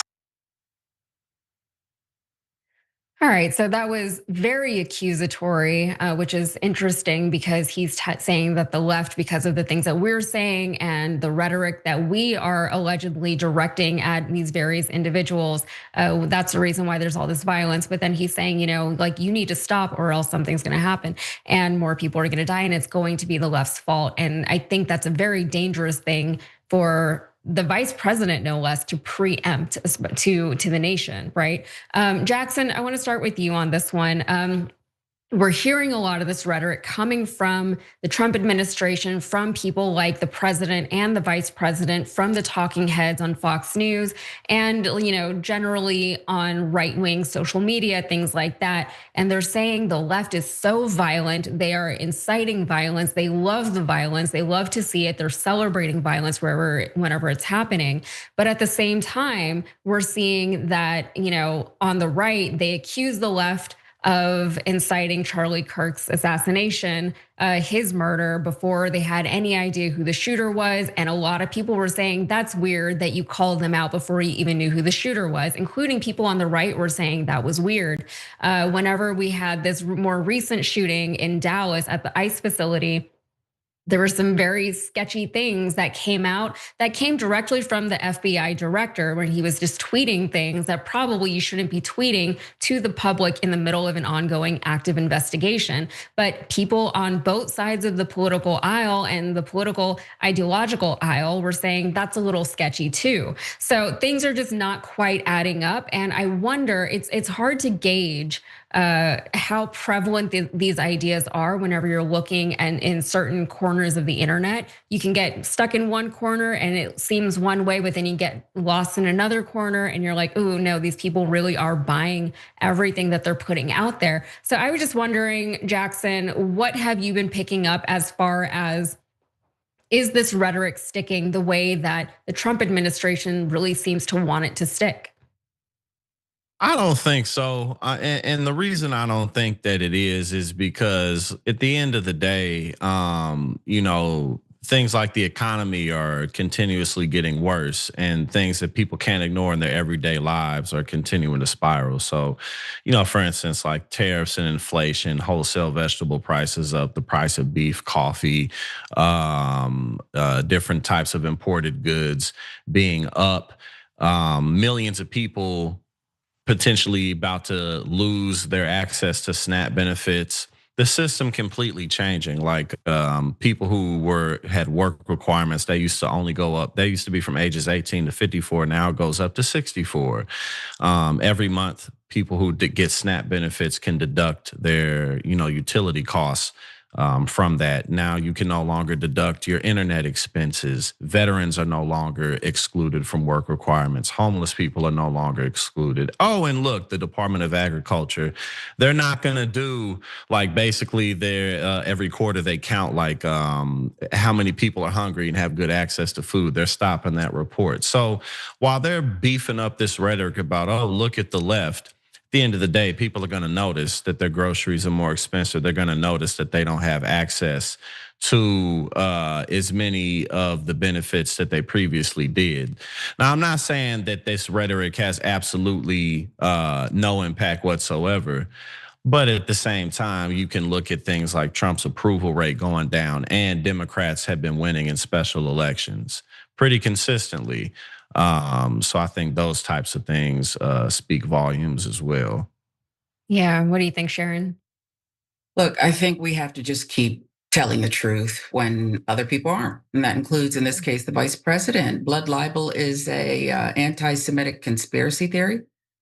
I mean, it's a disgusting term to use that, Jews drink the blood of Christian children. It's disgusting, and it's not true. And this whole thing about how the left is just so violent, I don't even mind if you don't label left or right. There's some people who are over the top in their instability, because I think at this point we may all be unstable after what we've all experienced trauma. I'll put it to you that way, and maybe I'll speak for myself. But it's been 10 plus years of this. Where the lie becomes the truth, and it's ridiculous. And by the way, this is the administration that wants to protect Jewish students on college campuses, which sounds like a noble cause, except that's not really what they were doing. It's not what they were doing. And to roll out this kind of rhetoric and try to get people to believe it. And yeah, there are some people who are going to believe it. It's a sicko behavior, and we have to just keep talking about it. And no, I agree with Jackson. No, I don't think that people are going to buy it wholesale, but enough people will. Yeah, I find it very ironic that they're coming for the left, the left as they say, and they're saying, your rhetoric is so dangerous. This is what we've been saying about them for this whole time. And then in that statement, saying how dangerous we are for calling ICE a Gestapo, even though they're functioning just like that, in the same breath, he accuses the left of blood libel. Like it really is appalling how, we've always been saying that these words have meaning and they have weight to them, and you have to be careful about these words whenever you throw them around, because they do have meaning and people will internalize them and they will respond to them in a certain way. And it's very, I think, just hypocritical of somebody like J.D. Vance to come out here and accuse the left of blood libel because we're speaking out against something that, there's still how many people are missing from Alligator Alcatraz, like what is going on, and if we speak out against that, then we're committing blood libel. It doesn't make any sense. And he's saying, oh, they just hate borders. That is so far from the truth of all of this, like he's either being intentionally obtuse or, he's just lying to people. So also, Sharon, you mentioned that it was, it's been over 10 years of this. We are all very tired. We are exhausted. This is not like a state that any of us are supposed to exist in, especially not for that long. And I remember when it first started, over 10 years ago, and we were just like, God, like, when is this gonna be over? We're still in it, and even now, as some people on the right are starting to come around, and it is very much as what Jackson was saying, in response to the fact that they're not seeing their grocery prices go down. They're seeing their benefits being taken away. Their jobs are less stable than they were before. The tariffs keep coming. Trump is now saying that we're gonna have a 50% tariff on IKEA furniture going into October. Like, who is that gonna help or hurt? Like, let's be real. And all these things are happening. So whenever these people start to come around on the left, it can be very, very hard to say, sure, come on to our side, because we are still dealing with the trauma of, having to deal with all of this like mass psychosis that this country has been under for the last 10 years. And, I feel like even before all of the Trumpiness of this country happened, like even the terms like radical left, like that wasn't a thing that we heard all the time, like it just wasn't. It was just a different time, and we were a different country back then. So can I say one thing just real quick? Listen, at some point, they figured out this little formula, right? It used to be that if you told these just full-faced lies, you look crazy, okay? And you can't really go back to your community. I remember the Long Island massacre shooter, Colin Ferguson. And I don't know if other people remember, but I remember watching the trial where he represented himself. And he questioned his victims who were fortunate enough to survive. And one by one, they pointed back at him when he asked them questions like, well, who shot you? And they'd say, you shot me. I watched you load the gun, reload. Like it was a ridiculous exercise. And so at some point, you have the vice president here basically saying the opposite. The side that's doing it is actually saying that you're doing it, so that everything becomes flipped upside down. They're stealing the election. Remember that? Look at the side who's trying to suppress the vote. No mail-in ballots, the like, even service people, whatever they're accusing, it's that, I don't know if it's narcissist or, what the diagnosis is, but you can tell what they're up to by how they point the finger and what they say while they're doing it. It's craziness. Yeah, I was gonna invoke narcissistic abuse and be like, we've all been dealing with that for a decade, but even I don't know, whatever it is, I can't wait for this era of America to be done with. So anyway, we do have to take a break, so we will be right back.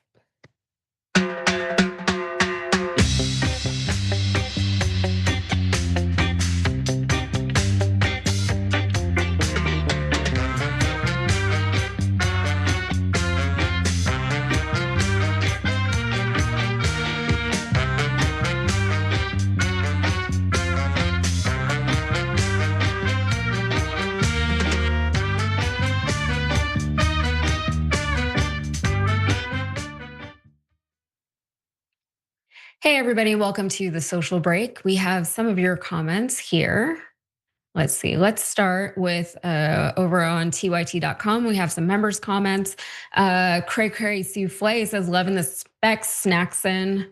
That's for Jackson White over there. Oh yeah, I'm ABA to Steve today. That's my name for today. Anytime I got these spectacles on, I got some other ones right here though. Now I got my Clark Kent spectacles. You know what I'm saying? Oh my God, those are good. When I want to look a little more sophisticated, but with this glare, I look like an anime character. Yeah, okay. Like I wore my glasses in a Rebel HQ video the other day, and I was like, what is this? Like, did I get the wrong lenses? Because like I couldn't do it. I think it's kind of cool. I think it's the glare. Cool. Yeah, the glare, but maybe some people don't think that. My glare wasn't as like uniform as yours, so I didn't look like an X-Man or anything like that. I just looked like I had a weird glare. So like that Sin City. You remember that movie Sin City? Yeah. Yeah. That's what it looks like. That's exactly what I. Yeah, mine didn't look that cool. It's good. All right, let's see. Ben Jammin said, my wife just heard that ad break for the first time and called Jank a massive nerd for his ripped shirt thing. My theory, guys, is that everyone is a big old nerd. We're all just a bunch of dorks, and it's just a matter of how long you have to wait before you can see that. Asimov's prophet says, how about we don't allow someone who can't grow proper facial hair access to guns? Yeah, I think that's a very reasonable thing for people to request as a voting public, but the right will tell you that that is absolutely radical for us to want.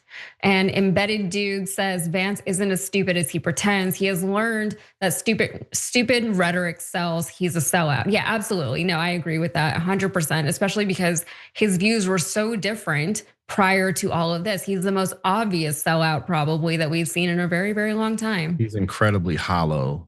Yeah, and like I always think about his wife too, and like I don't even like saying that because like every time she's on TV, every time his wife's on TV, she's like, "Man, I loved my life before all this BS happened. I would love to go back to like, it's hilarious." Yeah, like you definitely get those vibes from her, and like I try not to like self-identify with her too much, but we're both like millennial, democratic brown women, and like we're both married to white guys also. Like that's another factor. But I'm just like, I could never right. do what she's doing. Like I would never, Yeah.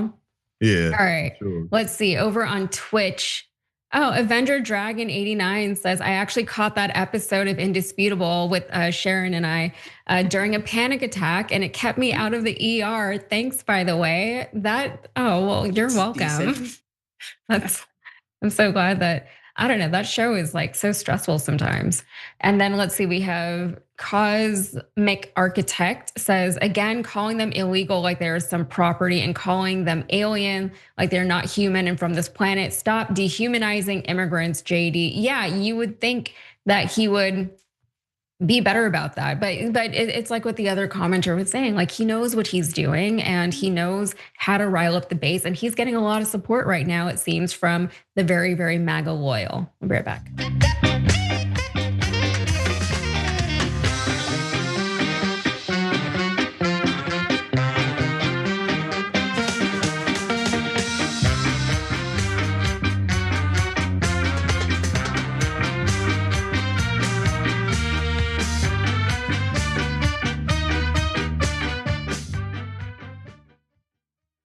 Welcome back to the Young Turks. I'm Yasmin Khan, your host with Jackson and Sharon. We're gonna get right into this next story.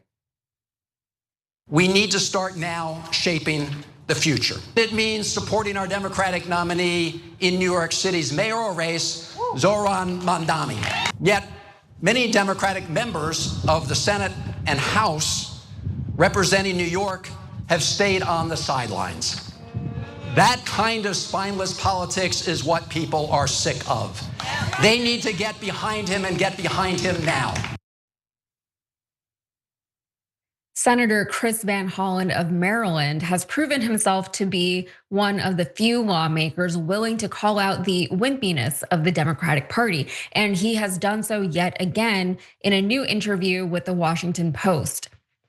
So the video that we just watched, that was from the Polk County Steak Fry in Iowa earlier this month. I would have liked to have gone to that. There he took direct shots at Democratic leadership for refusing to endorse New York City mayoral nominee Zohran Mamdani, which he argues will blunt momentum for Democrats in the 2026 midterms. House Minority Leader Hakeem Jeffries and his team were deeply offended by Chris Van Hollen calling them out for their spinelessness, go figure. Justin Chermel, one of his spokesmen, responded at the time saying this. He said, Leader Hakeem Jeffries will have more to say about the general election well in advance of November 4th. Meanwhile, confused New Yorkers are asking themselves the question, Chris Van who? That's not helpful at all, okay? But the backlash from leadership has not dissuaded Van Hollen from continuing to criticize them. In this recent interview with The Post, the senator complained that his party has been too slow to the fight, too cautious, too timid.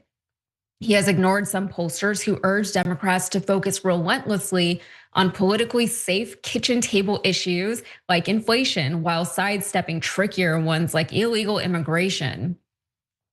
So for example, Van Hollen is the senator who went to meet with Kilmar Abrego Garcia in El Salvador after he was wrongly deported by the Trump administration. So you might remember him from that. And Trump called Van Hollen a grandstander at the time. And some Democrats worried about defending an immigrant accused of gang ties. But when somebody asks you about a fundamental core issue like due process, the answer can't be, well, let's talk about the price of groceries instead, Van Hollen said. This job is not worth it if you constantly have to be putting your finger to the wind. So he also talked about Democrats' overall unwillingness to speak out about what is going on in Gaza. So he said this about his colleagues. He said, I think people were just, for whatever reason, scared about speaking out. I think AIPAC is a big part of that. And you know what? I also feel as though AIPAC is a big part of that. And we're gonna have a story about that even later on in the show. So it most definitely is about AIPAC. And for his willingness to challenge Israel, he himself has become a target of AIPAC-funded attack ads and smear campaigns. And we know in the past how successful these smear campaigns can be as far as getting people out of their seats in Congress. Finally, Van Hollen also is urging Democrats to tackle powerful special interest groups. Here he is again at the Iowa steak fry.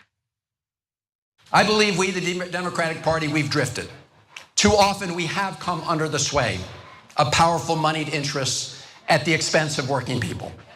And we've become a party that too often trims its sails, too cautious, too rudderless, too attached to poll-washed and pundit-rinsed and donor-dried messages.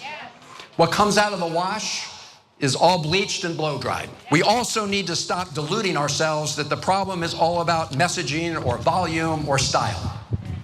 We don't just need to fight, we need to fight for something.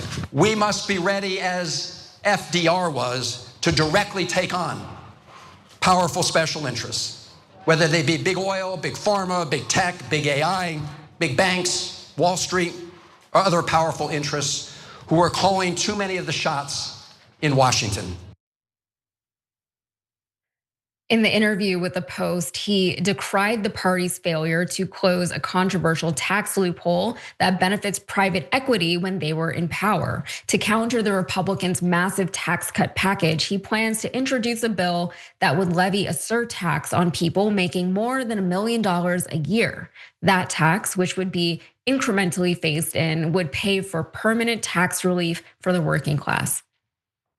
While people like Chuck Schumer are dismissing concerns about the Democratic Party, Van Hollen's sentiments are echoed by the actual American people, and polls show that. Polls show that the party's favorability is at a 30-year low, and that is, it's unacceptable. It's appalling, but I mean, it's not really surprising, I guess, you know?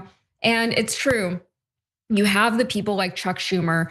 You also have people like Kamala Harris. I don't know if you guys caught the interview she just did with Rachel Maddow. She has a book out now where she's discussing everything that went on her very short-lived campaign trail in 2024. And she already, it's almost like, why are you doing this? Why are you out here? And in that interview with Rachel Maddow, she refused to endorse Zohran Mamdani for mayor of New York City. she made it seem as though, oh, there's other stories going on in the country. Zoran is not the biggest story. She didn't endorse him. All she would say is that I support the Democrat. Just why, right? We know why, like that's a rhetorical question, but she would not do that. And then she tried to divert the conversation away from Zoran to like some other candidate people that nobody has really heard of. But either way, nothing that is such a big story what's going on in New York City. That is one of the biggest cities in the world, not just in this country, first of all. So it has international appeal, and we have a progressive young brown person who is like winning, and he's beating all these establishment Democrats. So we have 2 establishment Democrats in there, and he is beating both of them. And he is also very vocally not some. I don't want to say he's anti-Israel, but he's not kowtowing to Israel the way the other candidates are, especially Eric Adams. I don't know if you guys saw, but he was dressed in full garb it was like decorated with, he had the Star of David all over him. It was very, very extra. And then also, before I get to you guys, we also have people like Ezra Klein, who is, he has been a big voice in the journalistic community for the left, but he's not exactly a progressive, let's say. He's not exactly a leftist. And now he is actively attempting to push the party, the Democratic Party, even further to the right, saying that, you know what, maybe the Democrats should start running more pro-life candidates, pro-life Democrats. We're gonna run as candidates because you know what? Maybe that's just not a fight that we can win right now as the Democratic Party. Very easy for him as a man, by the way, to say, just maybe we can sacrifice some of the women's rights for the sake of winning an election. He also had an article that he put out, I believe it was in the New York Times, where he was saying that Charlie Kirk did politics the right way by encouraging debate and all these things. So it was a very strange article. And then we have people like Hakeem Jeffries, who can't take any kind of criticism from a member of his own party, even though that was very, very, very valid criticism. So Sharon, what do you make of this, and how do you see the future of the Democratic Party going? Because we are seeing progressive candidates win their races whenever they are allowed to enter the races, but we see so much pushback from the older establishment Democrats who just refuse to actually progress. Yeah, I mean, the question requires clarification. Do you mean the dictated fake future or the grassroots one? Because what's going on in New York is a metaphor for more.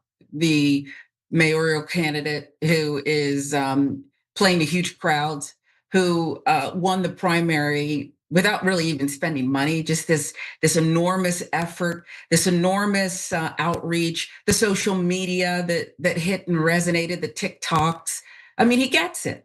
And so you have Kamala Harris, who's talking about why a gay man couldn't be her running mate because she doesn't trust the American people. Look, it may or may not have been true, but it's actually stupid.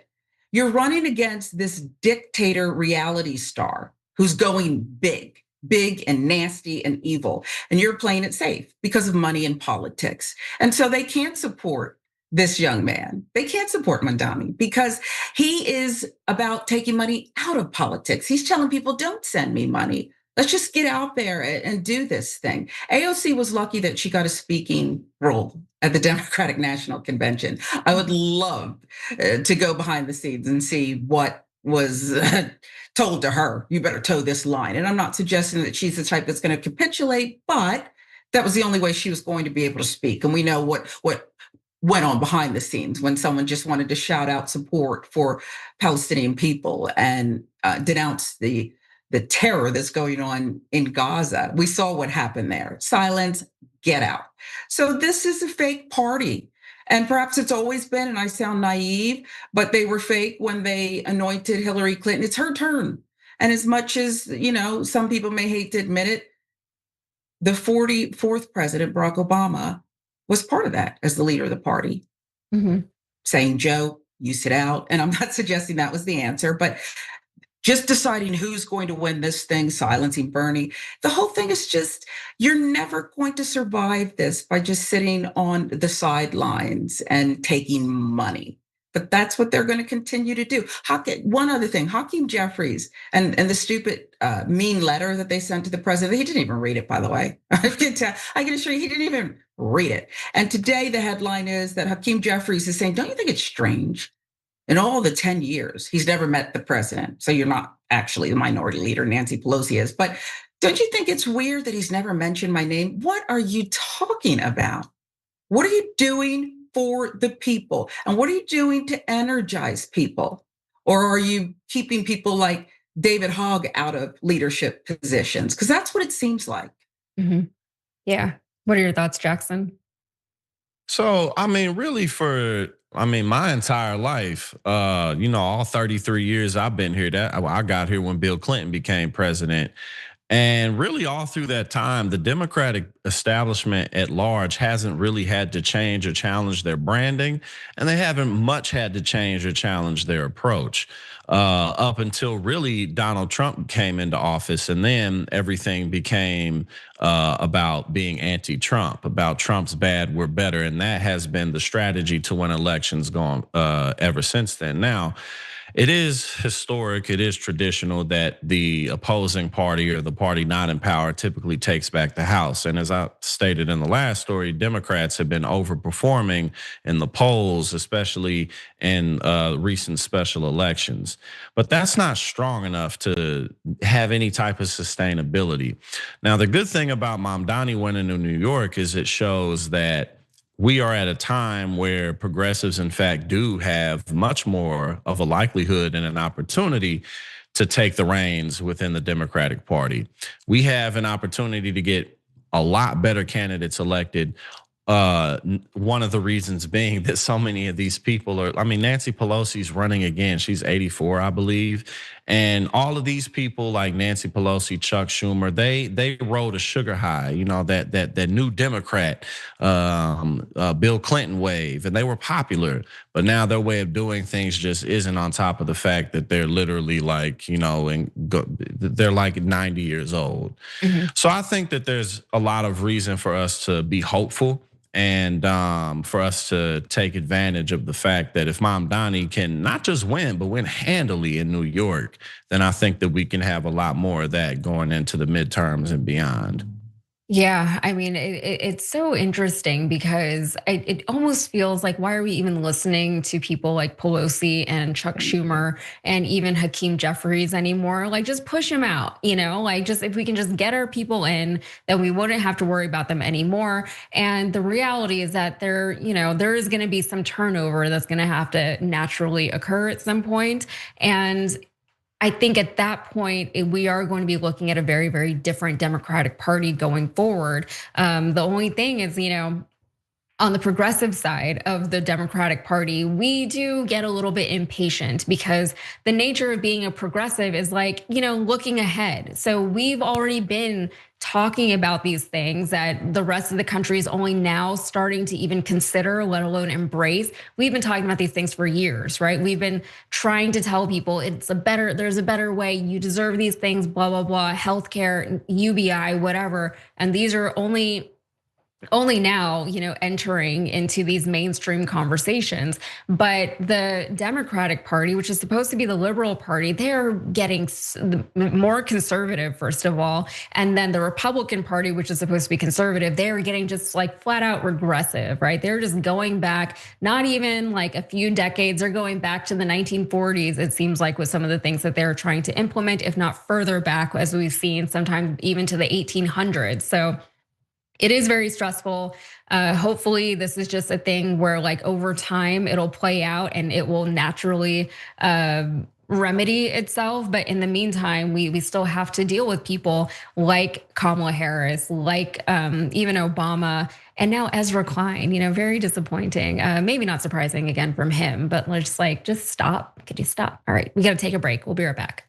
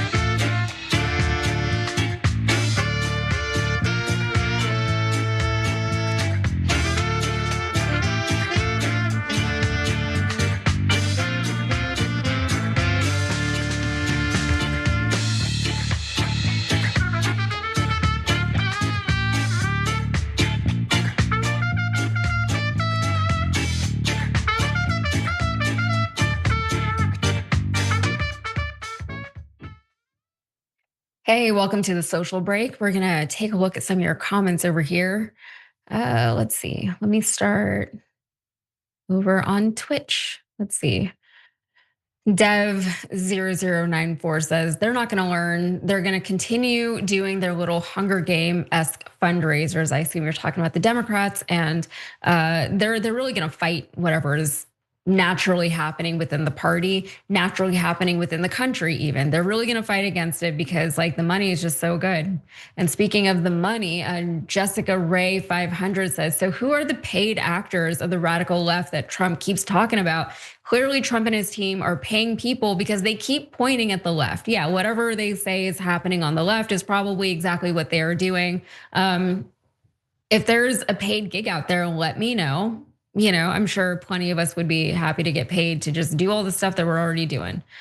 Over in the super chats, John Wick 1GM gave us $5. Thank you very much. And says everyone needs to watch the Jon Stewart interview with DNC chair Ken Martin on his podcast. It really hits home that the Dems have learned nothing. I haven't seen that one yet, but it is on my list, on my watch list. So yeah, and Jon Stewart has been calling that out for a long time, to be fair. The fact that, the Democrats are just not the forward-thinking, left-leaning party that perhaps they once were, or arguably.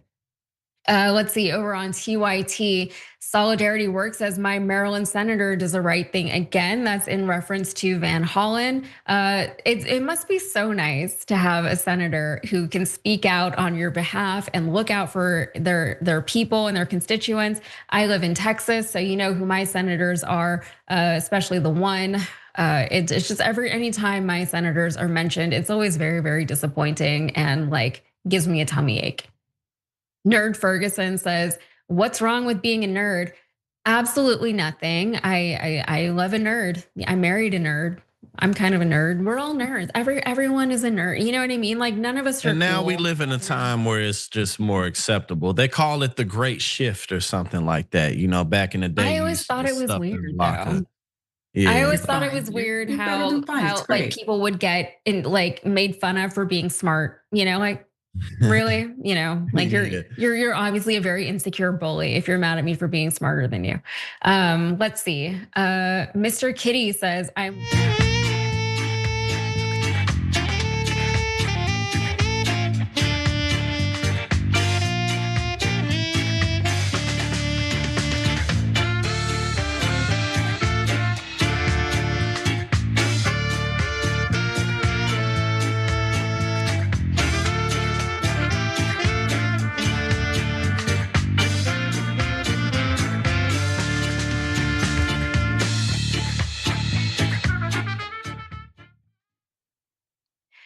Welcome back to the show.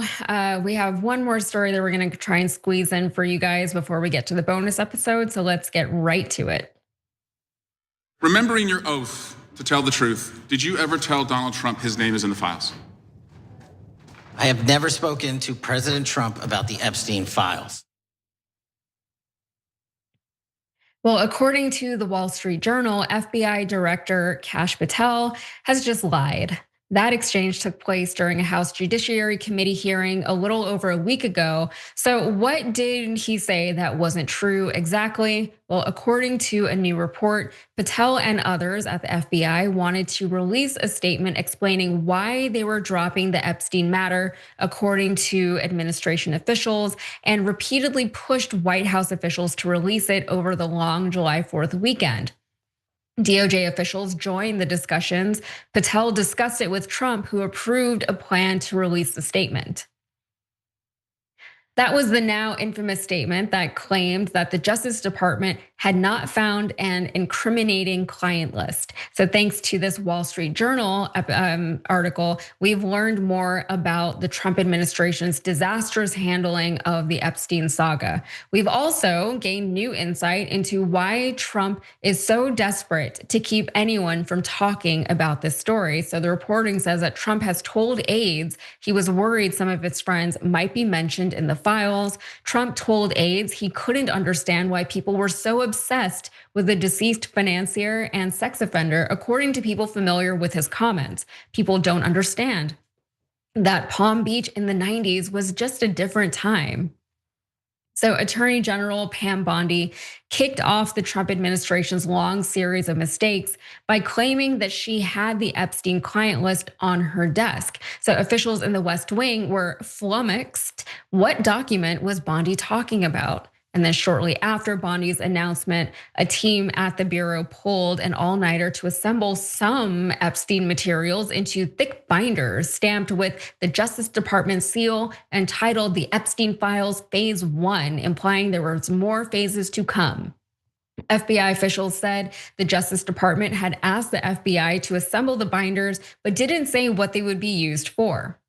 As we now know, the Trump administration invited conservative influencers to the White House. You all remember that, to commemorate phase 1 of the Epstein files. So the Justice Department officials gave Trump's top communications aides only a few minutes notice that she would distribute them to the group. They did not know she planned to talk about Epstein during the meeting.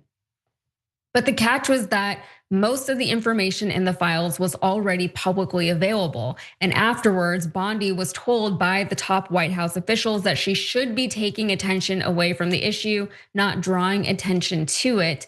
But ever since, the Trump administration has been just consumed by personal vendettas. So Bondi complained to other officials that FBI leadership was trying to destroy her by leaking information about internal discord, according to people familiar with the disputes. And FBI Deputy Director Dan Bongino, who had long questioned if Epstein really did kill himself prior to joining the administration, was also very unhappy with all of this. Bongino threatened to quit even, telling White House officials he was losing his credibility among conservatives. And I feel like that's kind of hard to do. And now the Trump administration faces a reckoning. It seems that Congress has the votes to force the release of the Epstein files, and that's after the election that just happened, the special election that just happened in Arizona. And despite all of the administration's best efforts to stop the release, they now have the votes to force the vote in the House. So top White House officials told Republican lawmakers in late August and early September that voting to release the Epstein files would be viewed as an unfriendly move, and they wouldn't forget those who did, according to 2 officials on Capitol Hill with knowledge of the calls. So that's a lot. That was a lot there, but it was really quite an extensive article from the Wall Street Journal that just came out. And one of the big takeaways from that story was that Trump was like, yeah, it was the 90s, it was Palm Beach, things were different back then. Whatever that even means, right? What does that mean? Just like the party scene was different, or like the human trafficking scene was different? Like, what does he mean when he says that? And also, like, yeah, it was different, but back then, if you're at a party with somebody, you can't fathom a world where 30 years in the future, when you're the president of the United States, all of this is going to come back to haunt you. And in the article, it became very clear. I believe it was July of this year, Trump was all over while he was in Florida, making all these phone calls saying, you know what, why are these people so obsessed with the Epstein files? Why will this not go away? How do we get it to go away? And he was taking advice and suggestions from everyone. And I guess none of it stuck, because we are still here today in September, nearly October, still talking about these Epstein files and why we do not have them. So he tried all kinds of things. He has been throwing everything, seeing whatever sticks on the wall, so that the American people will just move on from all of this and forget about it and just talk about something else, but it hasn't happened. And the part that stuck out to me, the fact that he can't seem to understand why this story won't go away. All it says is that he's so used to lying to the American people, but more specifically to his MAGA base, right? He went on the campaign trail in 2024 saying he was going to release the Epstein files. That's what he told them, and they believed him. He had no intention of ever releasing those files, but he just told them that anyway. And he figured that once he got into office, they would either forget about that promise that he made to them, or they would just move on. And because he told them to, basically, he would say, stop talking about it, move on, and then they would. None of that has happened. They have tried everything to distract the American people. It always keeps coming back to the Epstein files. And my theory on that is that without the Epstein files, without that one issue, that human sex trafficking issue, the MAGA QAnon base doesn't have like its central focus to rally around anymore. So my theory is that if these people give up on the Epstein files, they also kind of give up on Trump, and that whole movement will collapse. And so Trump doesn't really have an out here. That's my theory. Jackson, we'll start with you. What are your thoughts on all this? I just think it's hilarious how transparent this whole saga is with the Trump Epstein files. It's like he desperately does not want us to see what's in them. Just like when your side piece won't stop texting you. You know what I'm saying? You tell her, don't text me after 5 p.m. because I'll be at home. And then your girl like, let me see your phone. And you're like, no, no, you can't see my phone because I'm being totally honest with you. I mean, like it's the same concept. It's like, if there's nothing to see, why can't we see it? Why are you putting in so much effort? Why are you spending so much political capital on all of your minions to just block this vote the best that you can? And again, this is a man who, I mean, think about being in your 40s and owning a teenage modeling pageant agency or whatever that is. And apparently that's where Jeffrey Epstein learned a lot of his trafficking methods. And Donald Trump was in that business with some other type of pervert who was known for that. All the comments that he's made against his own daughter. I mean, come on, like Donald Trump is not smart enough to cover his tracks in anything. This is a man who used to call the tabloids and be like, oh yeah, the girls are totally into Donald Trump. Everybody wants to sleep with Donald Trump. And it's like, bro, this sounds just like you. Like, no, that's not me. But yeah, it's so transparent. Trump can't escape it. We saw the love letter that you wrote to Jeffrey Epstein with the silhouette. You caught red-handed, man. There's nothing you can do. The problem is he's gotten away with it, right? So you're both right, in my view, that he figured, while he had no intention of releasing the files because he's in them, that he could just be the conductor or like this Wizard of Oz and pull a puppeteer, maybe pulling strings. And for the most part, people have followed him. He said wildly outlandish things, stop the steal, all kinds of things surrounding criminality. He makes it up as he goes along, and it does usually work. So I don't blame this devilish character for continuing this same old blueprint. I just hope that your theory's right, Yaz, that this Epstein thing is so important, and it should be important. It should be important to everyone, okay? The victims, the survivors, they are speaking, they are with us. They have been through just disgusting trauma. And yet he's still kind of getting away with it. And you have men who claim to be so Christian, Mike Johnson, going to church on Sunday. He wouldn't sit next to me, okay? Nor would he be taking communion. And I don't really go to church, but I'm just telling you, if I did, is anyone going to speak out here? It's disgusting. But hey, this is what we're doing. And he's going to continue, and Pam's going to continue. Be a lot easier to just keep up with the truth, unless the truth is really scary for you, and it's scary for him. Yeah. I do want, before we break for the bonus episode, there was one comment that I started reading during the break that I didn't get to finish, and I would like to finish it real quick. It's from Mr. Kitty over at tyt.com. Said, I'm loving this panel. You guys are great. Thank you very much. Hey, Jackson. Jackson gets a special shout out. Also, hey, what are your guys' thoughts on the Virginia governor race? So I haven't really been following that race too much myself. I know that Youngkin cannot, he's not running again. But I do know that Virginia could kind of go either way. Youngkin won as a Republican, but I remember that was a little bit of an upset at the time. And also, it's that things are not going well. They're closing hospitals in Virginia because of Republican policies. And I can't imagine that would go over very well for them. I would hope, but you hope that people are able to hang on to things for like the next few months. Just remember all these things that are happening, and then you can say, you know what, this is not going the way I want it to. Maybe I'll flip back to the other candidate. So with that, we're gonna break this second hour, and we will see you guys in the bonus.